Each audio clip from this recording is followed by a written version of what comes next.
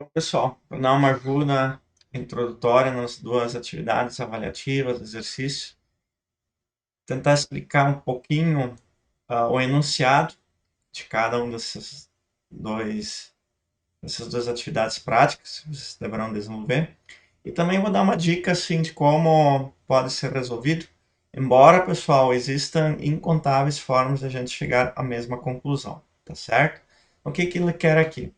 Quer um programa que receba o preço de 10 produtos e os armazene num vetor. Então, aqui já diz uma coisa. Eu vou ter que criar um vetor, lembra que só tem um índice, que armazena o preço, o valor, tipo float, no caso, de 10 produtos. Então, vou declarar uma variável do tipo vetor, vou ter que ter um índice i para gerenciar isso. Então, é bem tranquilo. Depois, receba a quantidade estocada de cada um desses produtos. Tenho 10 produtos, então eu quero saber quanto tem de estoque em cada um desses produtos em 5 armazéns diferentes, utilizando uma matriz 5 por 10. Então, aqui, declaro uma outra variável do tipo matriz, aliás, do tipo inteiro, né, porque são quantitativos, quantidade. Aliás, pode ser float, porque pode ter quantidades quebradas também, mas indiferente. Em 5 armazéns. Então, vamos pensar assim: cada linha é um armazém e cada coluna é a quantidade de um produto. Para ajudar vocês, fiz esse desenho aqui. Ó. Vocês vão primeiro declarar um vetor que vai receber o preço dos 10 produtos. Vejam. Fazem um for, pede para o usuário informar o produto 1, o produto 2, o preço do produto 3 e deu. Fechou o for, deu. Já armazenou. Tem um vetor pronto. Depois abre um outro for, que daí assim vocês vão ter que ler as linhas e colunas. Então, é um for para cada linha e um for para cada coluna. Um I e um J. Onde cada linha equivale a um armazém. 1, 2, 3, 4, 5. E cada coluna equivale a um produto. Então, depois para fazer os cálculos, aqui primeiro, ó, vamos lá de novo recapitulando. Primeiro vocês criam um vetor, do tipo vetor, fazem um for, informe o preço do produto, leia o preço do produto, ok. Fazem depois uma outra entrada de dados, com um for para o i e um for para o j, que lembra que a gente, quando é matriz bidimensional, precisa de dois for. O usuário, então, vai informando.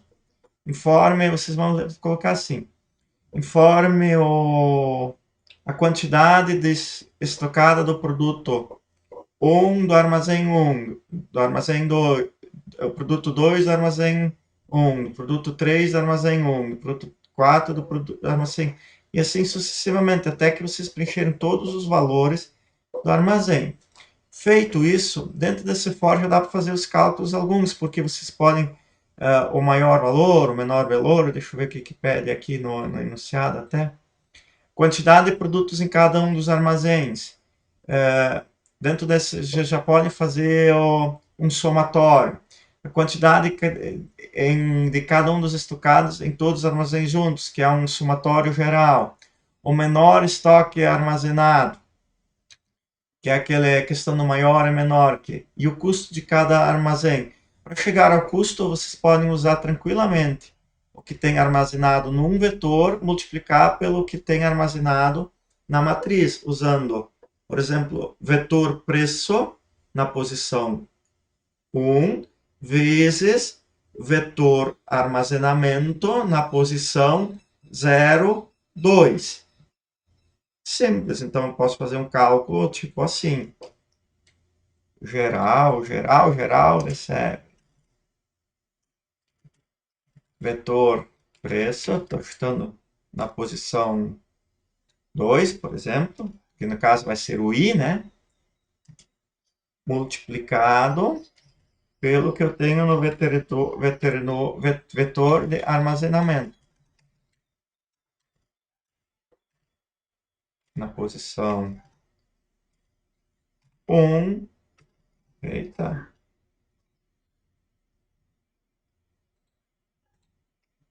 para a posição 1 Ou seja, na linha 1, na coluna 8, por exemplo. Aliás, coluna tem que ser igual. Vetor, preço, coluna 2. Lembra aqui, ó, preço na coluna 2, multiplicado pelo que tem no vetor de armazenamento na linha 1, no vetor 2. Vejam que 1, 2, 3, 1, 2, terceira caixinha em 2. Então, eu vou ter o preço, eu garanto que o preço do produto e a quantidade do estoque se referem ao mesmo item, pelo índice da coluna. Como o vetor só tem coluna, e a matriz tem linha e coluna, a linha vai aumentando, a coluna vai, ou seja, preço de I multiplicado pelo preço de J.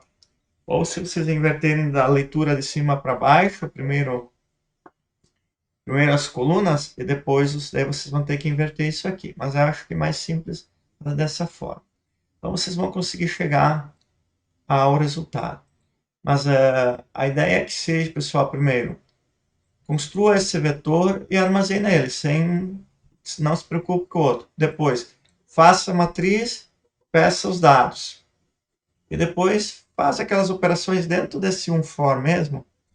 Já dá para resolver bastante coisa de qual é o maior armazenamento, o menor armazenamento, a soma do estoque. Você consegue fazer tudo desse um só. E depois dá para fazer ainda no final, se precisar, um for para mostrar, por exemplo, a soma do estoque de cada estoque, ou se quiserem incluir já diferente como vocês querem pensar. Certo? Então acho que não já ajuda um bocadinho na resolução. A segunda atividade consiste em um outro tipo de algoritmo. Cria um programa que receba o número, aqui pessoal, entenda, o número da matrícula pode ser, de 10 alunos de uma sala e armazene num vetor. Vejam que é um vetor. Não, esse algoritmo aqui não usa matriz, ele vai utilizar só vetor. Então já é uma dica. Junto com as notas obtidas ao longo do semestre, foram realizadas 4 avaliações. Essas 4 avaliações, se vocês quiserem criar um segundo vetor, não é uma matriz, com as notas, vocês podem fazer. Ou criar 4 variáveis, nota 1, nota 2, porque vocês que pedem no algoritmo para analisar um vetor as matrículas de 10 alunos. Vocês vão informa a matrícula do aluno 1, do primeiro aluno. A matrícula é 30 mil. Ou a matrícula é 1, 2, 3, 4, 5, 6. Daí, informou a matrícula, entra o cara, digite a nota 1, digite a nota 2, digite a nota 3, digite a nota 4. É nesse sentido. Então, vocês podem fazer um for para esse vetor, pedir o número da matrícula, ler essa matrícula, fazer um outro for para pedir, caso utilizem para as notas também um vetor notas, podemos chamar. Então, abram outro for, pede a nota 1, nota 2, nota 3, nota 4. Se não for fazer utilizar vetor para as 4 avaliações, sim, 4 variáveis, então cria um for para ler o vetor, né? Digite a matrícula do aluno 1, leia essa matrícula lá no scan, enter, digite a nota 1, digite a nota 2, digite a nota 3, digite a nota 4 e leia cada uma delas. Então, a rotina de entrada de dados é simples. Depois, mostrar a média aritmética de todos os alunos. Já sabemos fazer isso, né? Que a gente vai ter que somar as notas, dividir pelo número total delas. E indicar os números dos alunos. Aqui vamos ter que fazer um outro for depois, porque a gente vai ter que armazenar a média de cada um dos alunos para pegar um segundo for, qual for. Se o aluno ficou com média menor que 6, eles ficaram em recuperação, eu vou ter que mostrar que são os alunos que têm que fazer essa recuperação, como nós já fizemos em exemplos anteriores. Então, Esse segundo exercício não vai utilizar nenhuma matriz, e sim, vocês escolhem um vetor é obrigatório, que é para armazenar os 10 alunos e fazer as operações.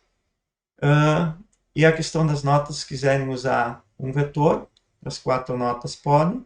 Então, faz um for, pede a matrícula, leia a matrícula, abre um outro for, pede as 4 notas e finaliza dessa forma.